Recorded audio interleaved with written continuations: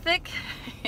The plan was to be home by now so that we could go live on our YouTube channel from home, but I was picking Johnny up from the airport. He just got back from Peru, and we ended up sitting in a lot of traffic.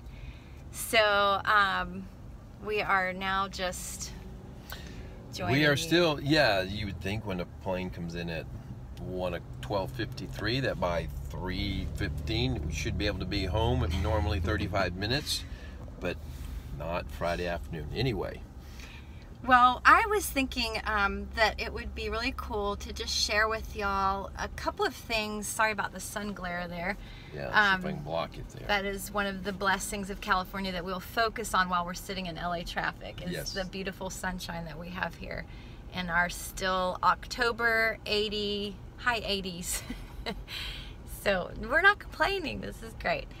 I wanted to share kind of just for a few minutes some of the things that Johnny and I personally do to stay spiritually fed and nourished ourselves, so that we, as much as we can, are in a position of overflow and not like just constantly pouring out and giving out.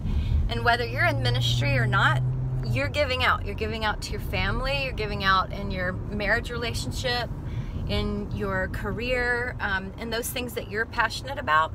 And we all need overflow. And so I thought it'd be cool to ask Johnny, I'm putting him kind of on the spot because I didn't give him a whole lot of preparation time, but what would you say are the #1 ways that you stay fed and sharp spiritually for yourself personally? Not to prepare for a message, but just so that you are in a good place on your own. Because we're past the point of like trying to perform for God and have a daily devotional just so that we can like check something off, having said that we've performed.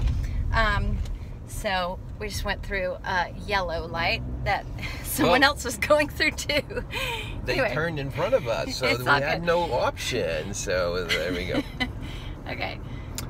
Well, you know, again, this doesn't have to be a recommended way for anybody else, because my #1 way really still is at night. Wake up, and it's fairly frequent that there's an hour or two awake. I don't get up from bed, but I'm just there. Like about 3 in the morning usually. Yeah, I mean 2 to 4, or it seems like the heavens are more open. It's more still. You know, his wife is quiet. My daughters, but general, just all, you know, there literally is, when people are talking, they keep the second heavens stirred. I don't mean in my family, I just mean like the whole city where you might be. But whatever, I feel like I literally get woken up, but I'll miss out, you know, like probably tonight I may not be woken up because he knows I need to be asleep. But that's my default, what I'm going to get no matter what. Obviously, intentional times on the side, we look to do that as well. But we go through times, both Elizabeth and I, that it's tough to find those intentional moments pulling aside. I've told Elizabeth before that I'm more like a camel in my approach, even to how I read scriptures and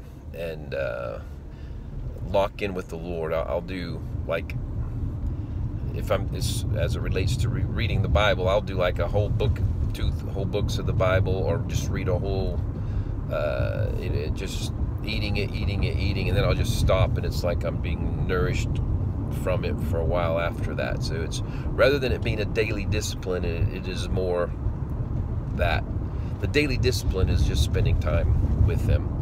But one way or the other, we need to get that, because we find ourselves burning out. So what about you, Elizabeth? What do you do? You know, for years for me, it was literally getting into my closet. I remember that. My clothes closet.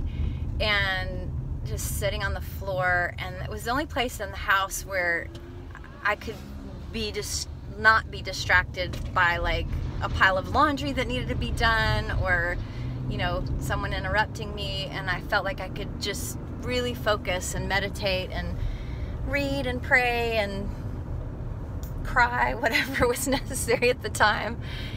And lately, like, I don't know, 4 or 5 months ago, I actually I found this great deal at Costco. I bought us an infrared sauna for health purposes. And I don't know why, but when I work out, I just do not sweat. And I was reading a lot about how healthy it was for your body to just release toxins through sweating.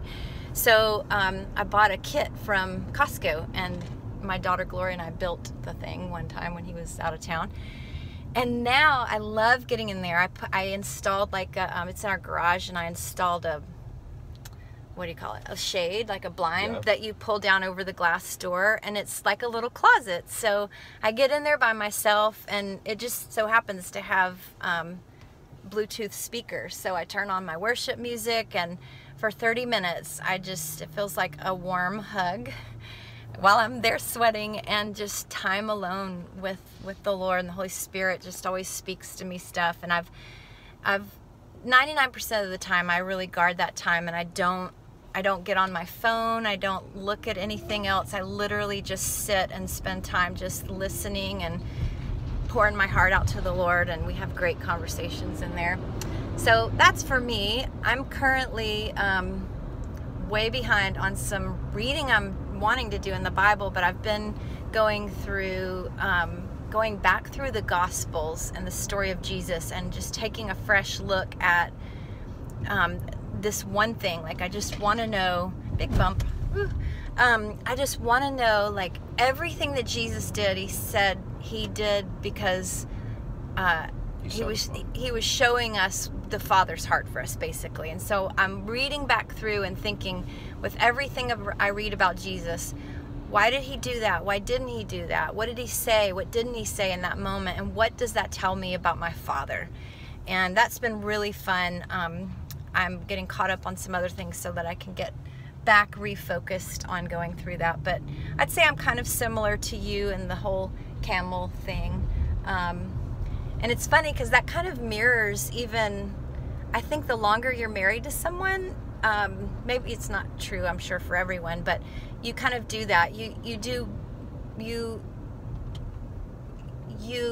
grow to such a depth, and your roots are so stable and strong in your relationship with each other that you can easily be apart for extended periods of time. And then when you are together, it's just that much more rich, and you catch up quickly and easily, and those quick hits of in-between time just totally reconnect you to the deep well that you've already dug. So I feel like, the longer you walk with the Lord, the more you have that well-traveled path into his presence. And so you get better and better at not, like, every day having to, like, what is it, where you're, I don't know, maybe it's never been an issue for you, but for me, for years, earlier in my relationship with God, it was like when I would go to spend time with him, I had to just fight through so many things that I was feeling, or shame over things that I had said or done, and I had to, now it's just like, I can push that, I'm not any better than I was, but I can just push all that stuff out easier and go, okay, God, and you get me, and you see past all of that, and you've already forgiven me. So what do you want to talk about today? What do you want to tell me? And it wasn't always that way for me. Well, and then I'm always getting stuff, like I'm looking at the car tag that's right in front of me. So I get fresh stuff all the time from that. So the car that's been leading us this whole time has, see if you can see it. Let me see if we get 7M RG443. So 7 Mountains, Rainbow God. And I think that's Isaiah 44:3. And we were just sharing on Instagram about Buda, Peru, and I think it's Isaiah 44:3. It talks about the desert will bloom. Yeah. And so we were just talking about how we had prophesied grapes would grow in the desert, and they did, and really that sums up my trip. I spoke everywhere: 7 mountains, Rainbow God, and about the desert blooming. So that's kind of getting live stuff as well from the Lord. He may have set that up so we could tell you about that, because there's the pull away time you get from him, and that's different. And then there's just, he's speaking everywhere. His communication, you just stay online with him. And so you just don't disconnect. You know, it's sort of like with your phone. You don't disconnect, except you do it with God. I love that about you, and how you're just hungry to constantly find evidence of ways that God's speaking. And you are just so simple in how you believe He's always speaking, and He wants to speak to you in a personal way. So anyway, I hope that was encouraging for you guys, and we love you, and thanks for following us on YouTube. We would encourage you to go back and look at some of our previous YouTube videos if you haven't. There's some great ones mixed in there of different things that God has spoken to us about, encouraged us with, that we hope will be an encouragement to you too. That's our goal with this. Yes. So, good talking to you. Talk to you next week. Now if I can figure out how to turn this off.